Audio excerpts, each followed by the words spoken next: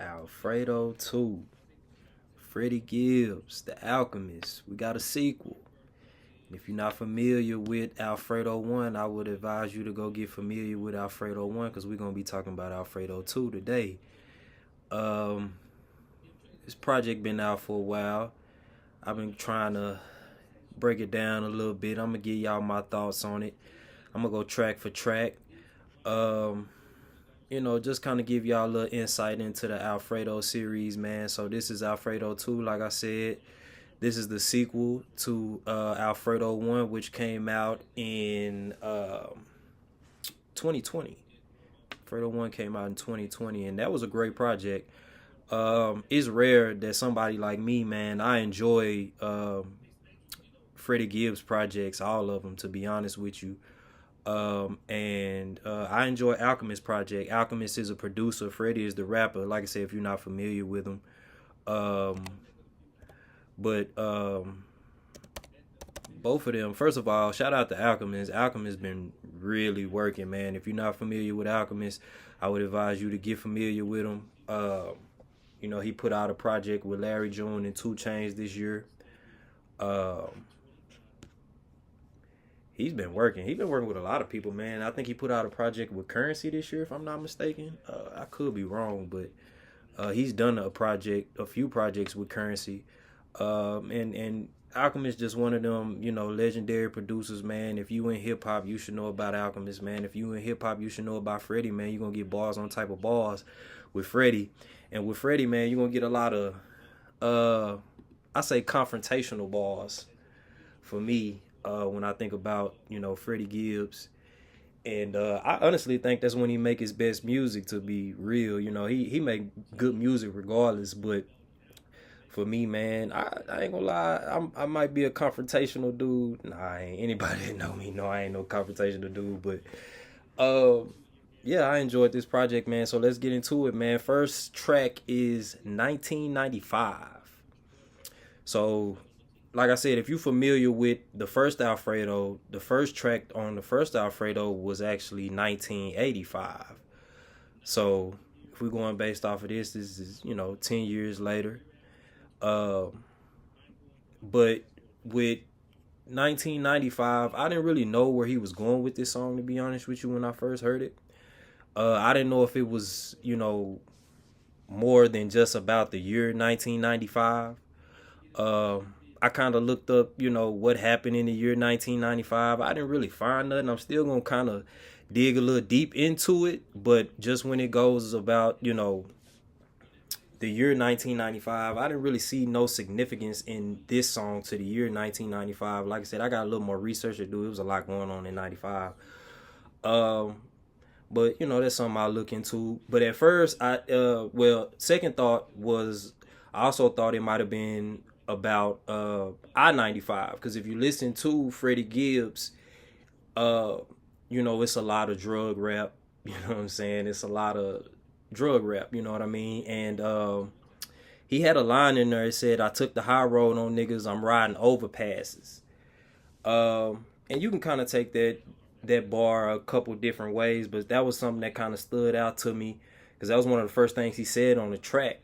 It was on the beginning of the track, but that was something that stood out to me, took the high road on niggas, now I'm riding overpass. So it's just something to think about. But this was it's just Freddie starting off hot, you know what I'm saying? Like I said, this album to me was Freddie getting some stuff off, like his last album, You Only Die Once. For me, it started off hot, you know what I'm saying? The way he was talking in here, you know what I'm saying? He was talking to dudes like, no matter, who hating on me or who try anything, I'm still gonna do good. I'm still gonna I'm still going to persevere, you know what I mean? And that's just what Freddie is. That's what he was preaching a lot on his last album too.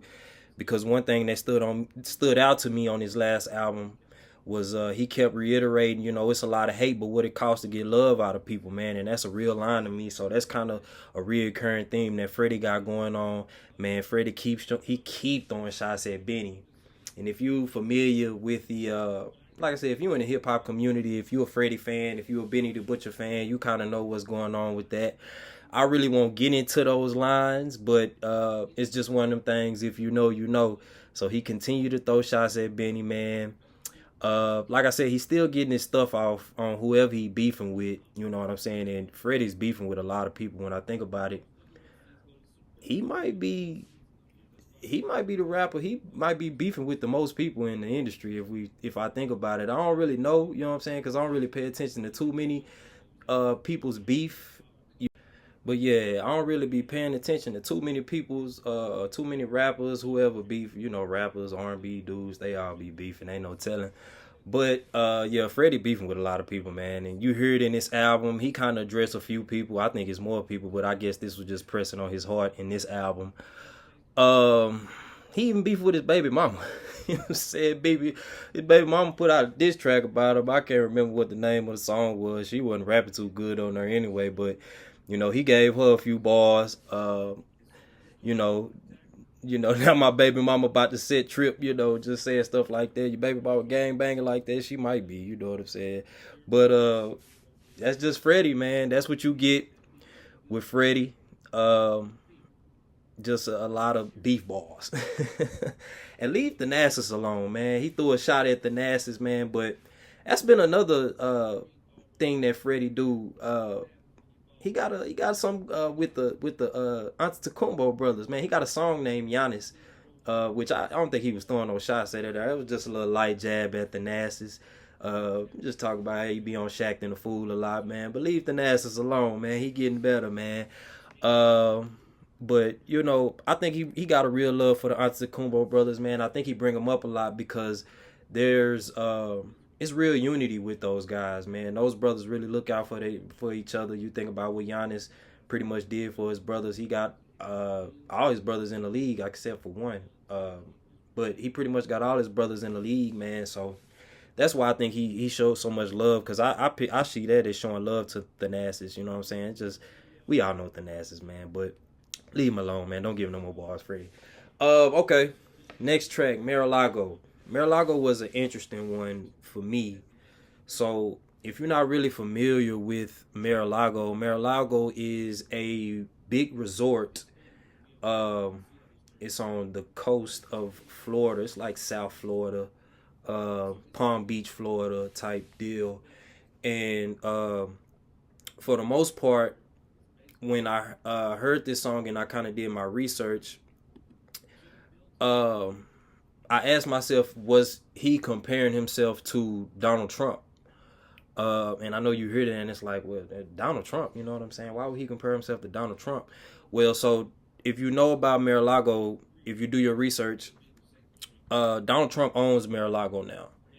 And that was part of the reason why I thought he was comparing himself to Donald Trump is maybe he look at his crib like a Mar-a-Lago type, you know, Mar-a-Lago, when I looked it up, is known for, you know, throwing big parties, big presidential parties. It was some things going on in Mar-a-Lago. And outside of just the parties and the girls and stuff that go on in Mar-a-Lago, I thought he was comparing himself to Donald Trump because of the enemies. Like I said, this was kind of the enemy tape that Freddie Gibbs put out. And he's addressing his enemies damn near on every song. You know what I'm saying? And that's kind of why I thought he was comparing himself to Donald Trump. If you look at Donald Trump, he's public enemy number one around the world. You know what I'm saying? You either hate Donald Trump or you love Donald Trump. And that's kind of where it's at with Freddie. You either love Freddie or you hate Freddie. You know what I'm saying? And I thought maybe he was kind of comparing himself to all presidents too. He had a line where he said, you know, all black whips, I meet the fleet again. And walked away from multiple crashes, but I ain't wrecked my status. You know what I'm saying? So that's kind of where I was at with the with Mar-a-Lago. Just him basically, you know, comparing himself to Trump and comparing his maybe his lifestyle and his crib and the way he lives to Mar-a-Lago. But also, I think he was also raising awareness about Mar-a-Lago. And so when you do research about Mar-a-Lago as well, you'll find out that, You know, this is one of the places where Trump was hanging out with Epstein. And I think that was another kind of slick thing he put in his song too, because a lot of people in recent news right now, they've been asking to see, you know, the Epstein list. When we gonna get the Epstein list? That's one of the things Donald Trump promised us. When we gonna see the Epstein list? And that was something that, you know, they got pictures and photos of Trump and Epstein hanging out. And you do your research as well, you'll find out that one of the accusers that accused Epstein and Miss Maxwell of sex trafficking, they got introduced in Mar-a-Lago. I can't remember her name, but that's something that stood out to me. I think he's raising awareness, because this ain't the first time that I've kind of linked him with Epstein. He got some Epstein bars in his last album, and that's what made me think about that. Maybe he's just raising awareness to the Epstein files, basically saying to me, you know, we know, you know what I'm saying, we know we don't need no list, you know what I'm saying. Maybe for the bigger characters, but you know what I'm saying, we know. I think this was him calling out Trump in essence. But yeah, that's pretty much what I got from Mar-a-Lago. So the next track we're gonna go to is Lemon Pepper Steppers. Lemon Pepper Steppers was one of my favorite songs. When I first heard it, this song stood out the most to me when I first heard it. First, I love the title of the track, you know, Lemon Pepper Steppers. And then when Lemon Pepper Steppers first comes on, the thing that stands out is Freddie flow, man. Freddie, he's one of the greatest to me at, you know, switching up his flows and riding certain beats, and just he's going to give you different things in the album. He's going to give you different flows in the album, and that's one thing I love about, you know, Freddie Gibbs. And this is where his flow, to me, it outshines the beat on this song, you know, that Alchemist done. And it don't really happen too many times on this album, because Alchemist does an amazing job on the production, but his flow stands out immediately to me on this song, you know. And one thing I kind of got from Lemon Pepper Steppers too was this was pretty much this the gangster song, you know what I'm saying? I'm Lemon Pepper Steppers. If you know about what stepping mean in the hip hop community and how, you know, these rappers use it, you know what's up, Lemon Pepper Steppers. But I took it also as that, you know, lemon pepper ain't really sweet. It's kind of like a sour, savory almost, you know, taste to it. And I took it as, you know what I'm saying, I'm not sweet, I'm still big stepping with the Lemon Pepper Steppers. Because when you listen to Lemon Pepper Steppers, man, it is it's like I said, it's a how can I describe it? It's just a let's see. Hold on, I'm trying to pull up the lyrics real quick. Let me see.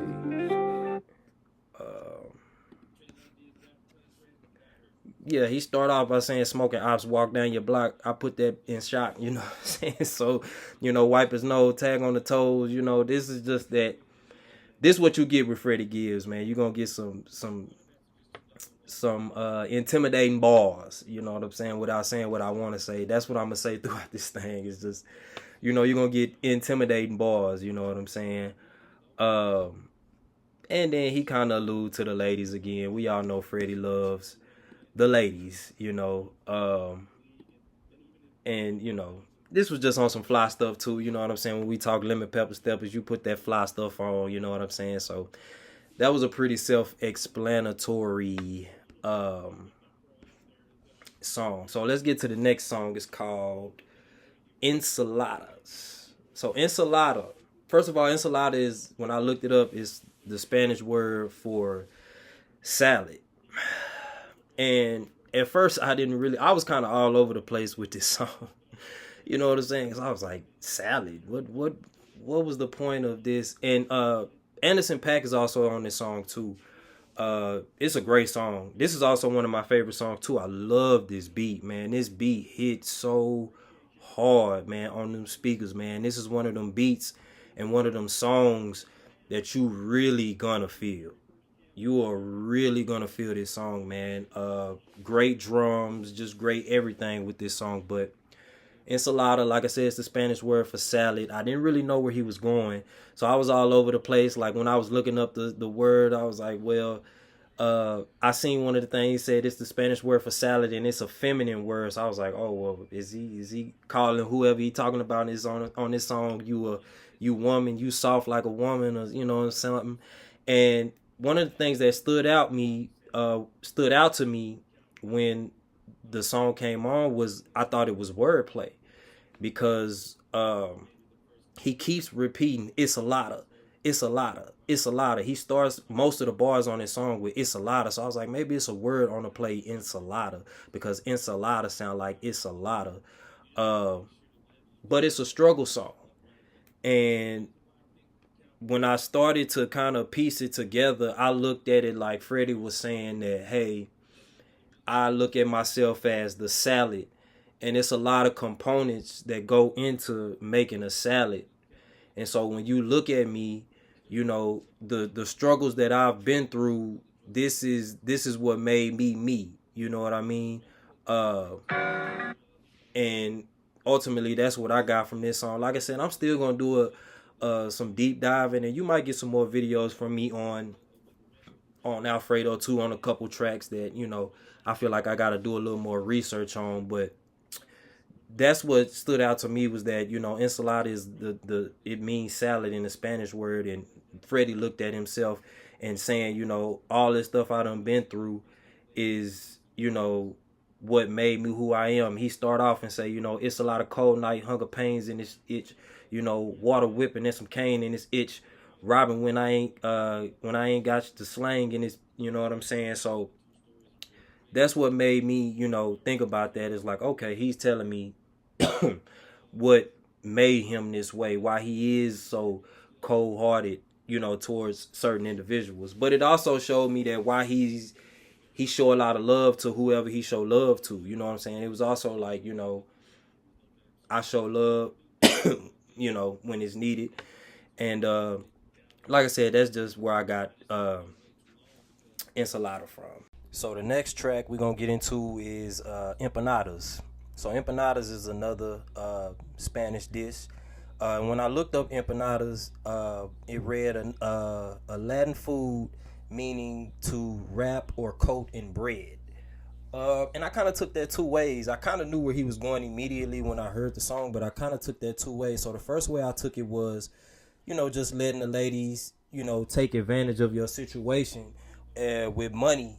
When you think about certain situations with ladies, you got a baby with them, now you got to pay child support. Certain dudes, they like to trick on women. You know what I'm saying? Women like to trick on men. Hey, either way, go both ways.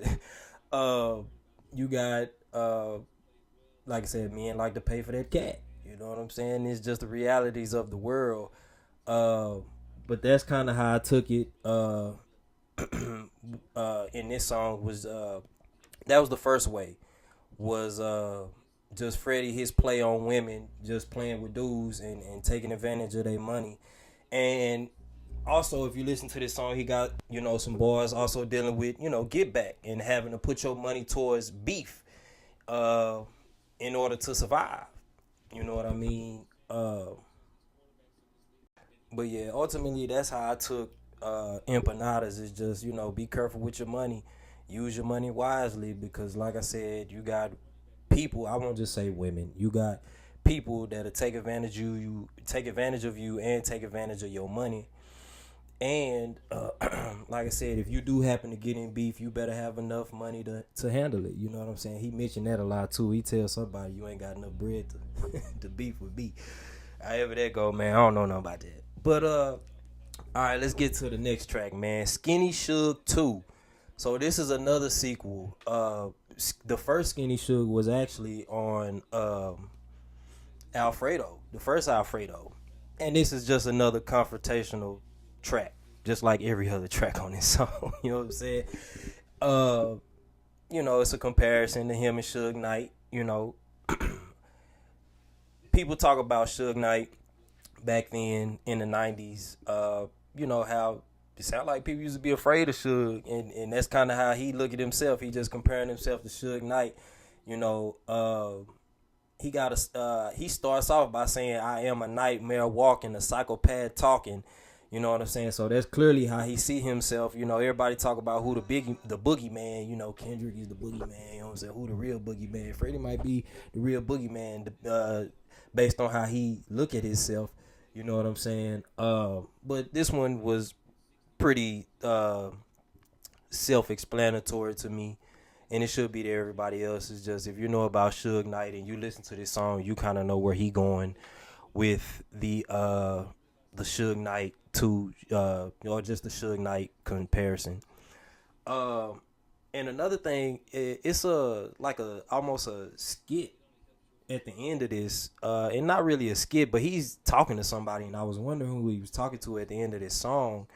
Because like I said, I didn't know if, he was talking to the plug, or if he was talking to Alchemist, or if he was talking to the fan base. Because at the end of the song, he says, "Man, I just want to let you know, man, I appreciate you. You took me in. Everything we've been doing up to this point been helping me bounce back to where I need to be. I got real love for you. Is the feeling mutual?" You know what I'm saying? And he could be talking to a friend, or like I said, he could be talking to the plug, he could be talking to Alchemist, he could be talking to his fan base. However you take that, and maybe that's the point of it, you know what I'm saying? It's not just one person, it'd be multiple persons that he's talking to or talking about. But yeah, that was something I was wondering who he was talking about. Next song, Feeling. Feeling. So it's crazy he called his song Feeling, but if you know Freddie, he got a reoccurring theme of not really having no feeling with the ladies. You know what I'm saying? He kind of leave it there. It ain't no love with these ladies. It's pimp stuff and all that good stuff. So it's called Feeling. But he got a bar in here that was interesting to me. And let me see if I could find it. Yeah, he said, keep a course eye view for a hoe like you. Excuse my language. You know what? Keep a course eye view with a O like you. And at first I took that as, and this is the hook. So at first I took that as, I keep a course eye view for a girl like you to, almost to impress you. You know what I'm saying? And show you, how much money I got, how many people, can see a course eye consistently. I keep a course eye view. But I also took it as, you the reason why I got this course eye view. You one of my many hustles. You know what I'm saying? If you know, dealing with Freddie Gibbs. And also the person he got on this song, that's kind of where I took this song the way I took it. You know what I'm saying? And to me, it just shows elevation.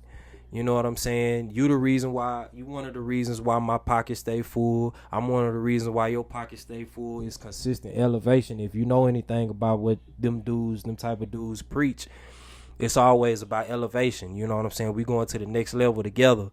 So that's kind of where I took that song. Just, one of my many hustles.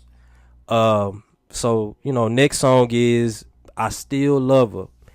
And I still want to do a little deep dive into this because I don't know if it's something deeper in this. But just on a surface level, it was just, I still got love for the game. You know what I'm saying? Whatever you look at the game as, whether it's the rap game, the dope game, the ism game, if you know.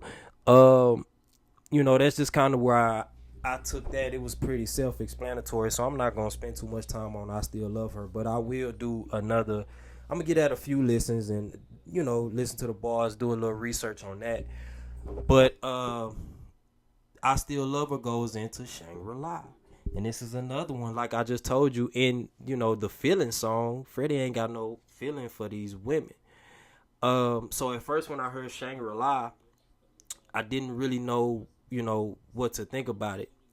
And I didn't know what it was. So, Shangri-La is, it don't exist. It's pretty much a made up paradise.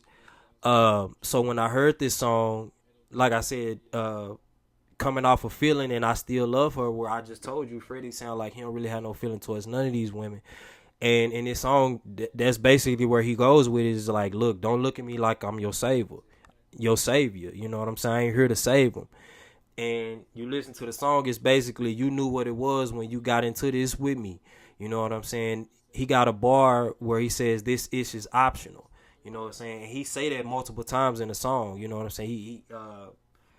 Like I said, he said that multiple times in the song. This ish is optional. But that's kind of where I went with that song with Shangri-La. It's just whatever you trying to make up in your head in this situation, and you trying to make this a relationship that don't exist with me.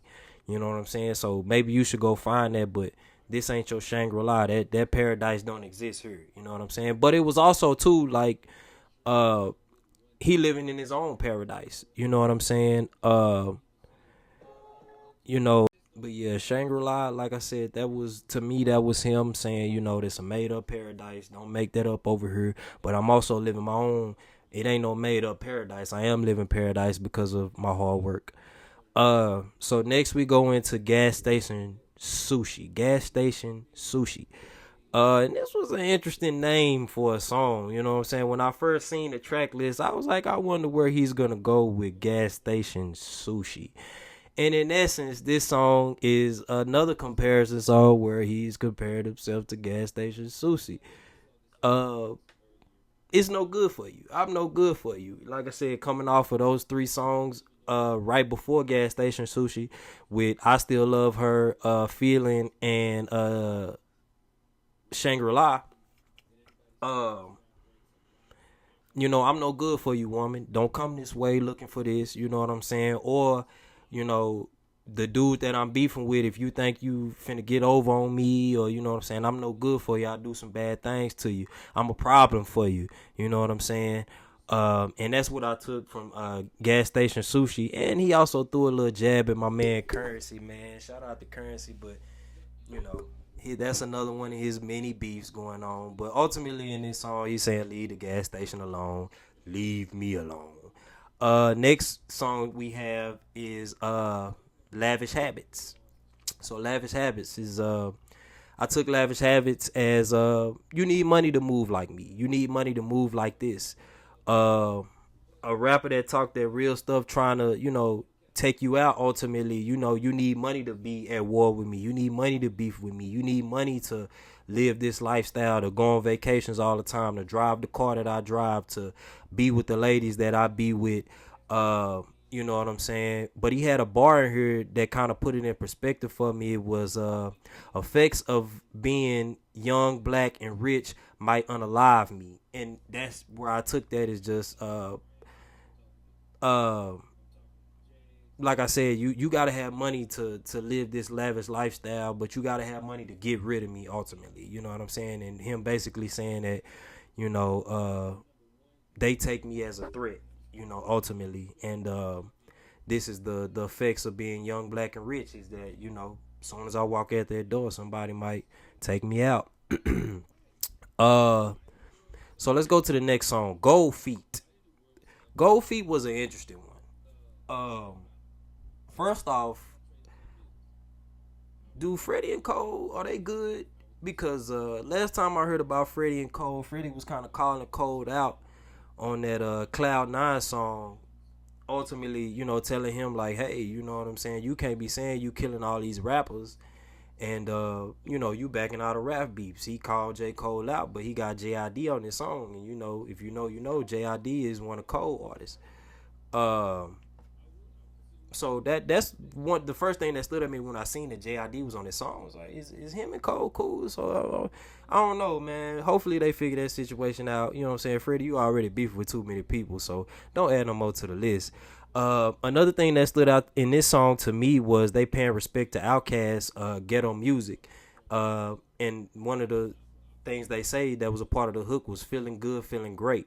Feeling great, feeling good. How are you? You know what I'm saying? That's off that Ghetto Music. But ultimately from this song, man, I just took that this was they just explained in multiple ways that they feel blessed. With, like I said, that's where I took this song.